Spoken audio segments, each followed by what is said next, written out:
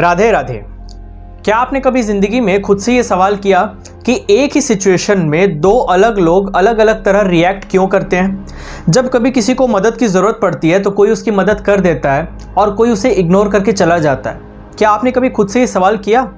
अगर आपने कभी खुद से ये सवाल किया है तो आज भगवद गीता के इस अध्याय में 16वें अध्याय में इसका जवाब भी आपको मिल जाएगा। वैसे तो इस 16 चैप्टर का नाम है देव आसुर संपद विभाग योग। इसका मतलब मैं आपको आसान भाषा में बता दूं तो डिवाइन एंड डेमोनिक नेचर। तो वीडियो को एंड तक जरूर देखिएगा और समझने की कोशिश करिएगा इस चैप्टर को। राधे राधे।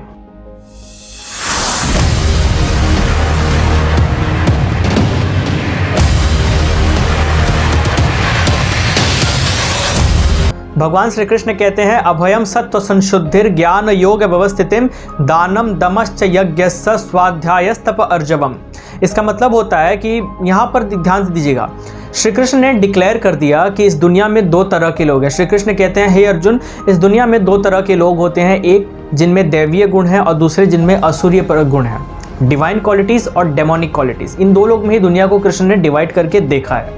अब इसके बारे में वो आगे बताते हैं डिवाइन क्वालिटीज़ के लोग कैसे होते हैं और डेमोनिक क्वालिटीज़ के लोग किस तरह के होते हैं। कृष्ण अब जब डिवाइन क्वालिटीज़ के बारे में बताते हैं तो श्री कृष्ण कहते हैं ऐसा व्यक्ति जिसके अंदर किसी तरह का डर नहीं होता, जो साफ दिल का होता है, जो तत्व ज्ञान यानी नॉलेज को पाने के लिए दिन रात मेहनत भी करता रहता है, जो ईश्वर में विश्वास रखता है, ईश्वर को याद करते रहता है, ना किसी से दुश्मनी रखता है और ना किसी को बेवजह क्रिटिसाइज करता रहता है, सबको इक्वली ट्रीट भी करता है। उस व्यक्ति के अंदर किसी तरह का घमंड नहीं होता, वो सब पर दया करता है बिना रिटर्न में कुछ एक्सपेक्ट किए हुए। ऐसा व्यक्ति जो होता है वो होता है जिसके अंदर जो हर सिचुएशन में इंटरनली अपने आप को स्टेबल रखता है, चाहे जो भी हो जाए वो अपने आप को स्थिर रखता है, सबको इक्वली भी ट्रीट करता है। ऐसा इंसान जो होता है वो इंसान होता है डिवाइन क्वालिटीज़ वाला, जो अपने सारे काम को करता है और फिर कृष्ण को डेडिकेट कर देता है, मेरा कुछ भी नहीं, जो है श्री कृष्ण का है।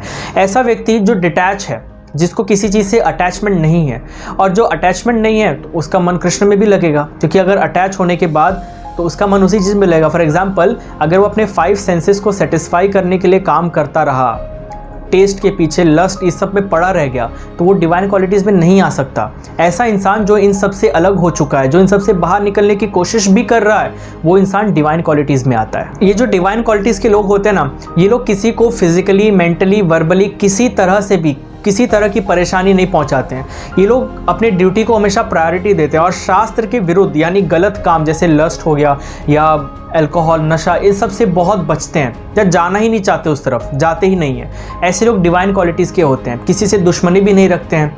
तो यहाँ भी कृष्ण ने बताया कि चाहे कोई आपके साथ लाख बुरा कर दे, आप अपनी तरफ से उसके साथ बुरा मत करना, उसको उसका अंजाम तो मिलेगा, आपको आपकी अच्छाई का अंजाम मिल जाएगा, उसको उसके बुराई का अंजाम भी मिल जाएगा। सो अगर आपके साथ कोई बुरा करता है ना, तो आप बुरे मत बनना, वो जैसा है उसे रहने दो, उसे उसके कर्मों का फल तो मिल ही जाएगा, कोई बच नहीं सकता उससे। अब जब इतना डिवाइन क्वालिटीज़ के बारे में अर्जुन को श्री कृष्ण ने बता दिया, फिर श्री कृष्ण कहते हैं कि अर्जुन तुम शोक मत करो, तुम डिवाइन क्वालिटी के हो। अब ऐसा क्यों कहा डिवाइन क्वालिटी के हो? देखिए यहाँ पर एक बात को आपको ध्यान देना पड़ेगा कि गीता का ज्ञान श्री कृष्ण दुर्योधन को भी दे सकते थे और सबको दे सकते थे, अर्जुन को ही क्यों चुना? क्योंकि अर्जुन के अंदर दया की भावना थी, अर्जुन के अंदर डिवाइन क्वालिटी थी, इसलिए श्री कृष्ण वहाँ है। जा सकते थे दुर्योधन के पास, लेकिन उसके पास कोई डिवाइन क्वालिटी थी ही नहीं, वो तो डेमोनिक नेचर का वैसे भी था। तो श्री कृष्ण वहाँ जाएंगे जहाँ पर डिवाइन क्वालिटीज़ हैं, वहाँ नहीं जाएंगे जहाँ पे डेमोनिक क्वालिटीज़ लगी हुई है। अच्छा, एक और बात आपको नोटिस करनी होगी, मैंने ये नोटिस किया कि दूसरे और तीसरे अध्याय के बाद यहाँ पर श्री कृष्ण ने अर्जुन से कहा कि तुम शोक मत करो। जब जब श्री कृष्ण कहते हैं कि तुम शोक मत करो, कृष्ण अर्जुन को अलर्ट कर देते हैं कि तुम लड़ाई के मैदान में खड़े हो, यहाँ पर शोक नहीं करना, यहाँ पे युद्ध करना है। कृष्ण आपको भी अलर्ट कर रहे हैं कि तुम अपने ज़िंदगी के लड़ाई के मैदान में खड़े हो, तुम्हें भी शोक नहीं करना है, तुम्हें बस अपनी ड्यूटी को अंजाम देना है और मुझे याद रखना है, मैं बाकी सब संभाल लूंगा। अब इसके बाद जब श्री कृष्ण डेमोनिक नेचर के बारे में बताना शुरू करते हैं, तो डेमोनिक नेचर के बारे में श्री कृष्ण कहते हैं कि ऐसे लोग जिन लोग अपनी ज़िंदगी में अच्छी बातें तक नहीं करते हैं, सच छोड़ दो, अच्छी बातें नहीं करते हैं ये लोग, ऐसे लोग की ज़िंदगियाँ झूठ और दिखावे पर टिकी रहती हैं। एक एग्जांपल देता हूँ आपको, कई सारे सेलिब्रिटीज़ होते हैं जो किसी ऐसे ब्रांड को प्रमोट करते हैं पैसों के लिए, कहते हैं कि ये ब्रांड बहुत अच्छा है, इसको मैं खुद यूज़ करते हूँ या करती हूँ, रियलिटी में वो किसी और ब्रांड को यूज़ करते हैं। खाने पीने की चीज़ों को जब भी प्रमोट करते हैं कहते हैं कि ये बहुत हेल्दी है, लेकिन जब उनके हेल्थ की बातें आती तो उसको नहीं यूज़ करते हैं। ये लोग क्या किया इन्होंने झूठ भी बोला और दिखावा भी कर दिया।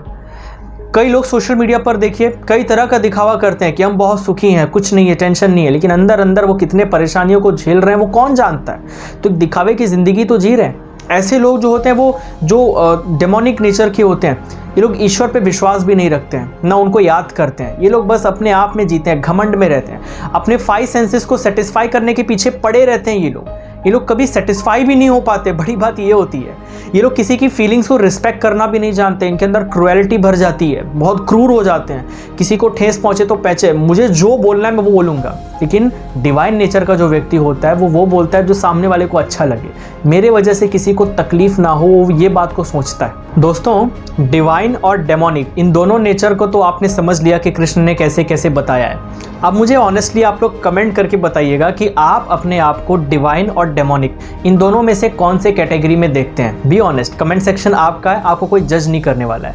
और दूसरी बात, यहाँ पे श्री कृष्ण ने अगर आपको डिवाइन और डेमोनिक क्वालिटीज़ के बारे में बताया है तो इसका मतलब ये होता है कि कृष्ण ये चाहते हैं कि आप लोग अलर्ट रहें। आगे चल के आप जब भी किसी से कन्फ्रंट करें, कभी किसी से बात करें, तो आप उसको बातचीत से ही समझ जाएंगे कि वो डेमोनिक क्वालिटीज़ का है या डिवाइन क्वालिटीज़ का है। तो उसके बाद आप सोच समझ के उससे बात कर सकते हैं जिससे आपका नुकसान ना हो। कई ऐसे लोग इस दुनिया में होते हैं जिन्हें ज़िंदगी में एक बार जीत मिल जाती है तो उन्हें लगता है कि वो आगे भी जीतते ही चले जाएंगे। थोड़ा सा पैसा आ जाता है तो वो घमंड में आ जाते हैं कि मेरे समान दूसरा कौन है, मेरे समान दूसरा कौन है। अपने सामने किसी को समझती ही नहीं है, सबको छोटा समझते हैं। ऐसे लोग इतने इग्नोरेंस हो जाते हैं ना कि ये हर बात को इग्नोर करने लगते हैं।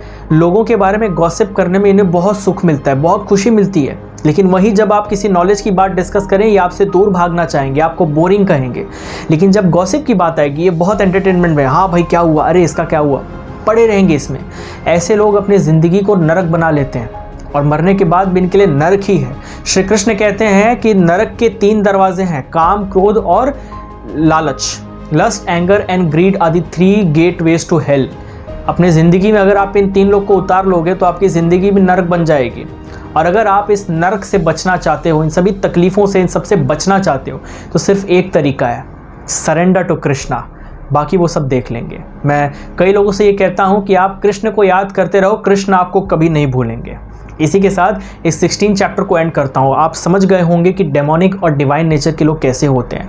अगर आप अपने आप को डेमोनिक नेचर में पाते हो तो टेंशन मत लो, गीता पढ़ो, आपको डिवाइन नेचर में आने का तरीका भी मिल जाएगा। मेरे प्रीवियस वीडियोस मैंने बना लिए दोस्तों, 16 अध्याय हो चुके देखते देखते, 2 अध्याय और बचे हैं भगवत गीता के। पहले अध्याय से अगर आपने वीडियोस को नहीं देखा है तो जाके देखो, बड़ी मेहनत लगी है। मैंने गीता को बहुत ही आसान शब्दों में, बहुत ही आसान तरीके से हर व्यक्ति को समझ सके, इस तरह से मैंने गीता को यहाँ पे ट्रांसलेट किया, लिखा और लोगों को बताया है। प्लीज़ आप जाके वीडियोस को देखो, समझो और उसे इम्प्लीमेंट करने की कोशिश करो। देखो आप अपनी लाइफ में कई सारे प्रॉब्लम्स को खुद सॉल्व करने लगोगे और शांत महसूस करोगे।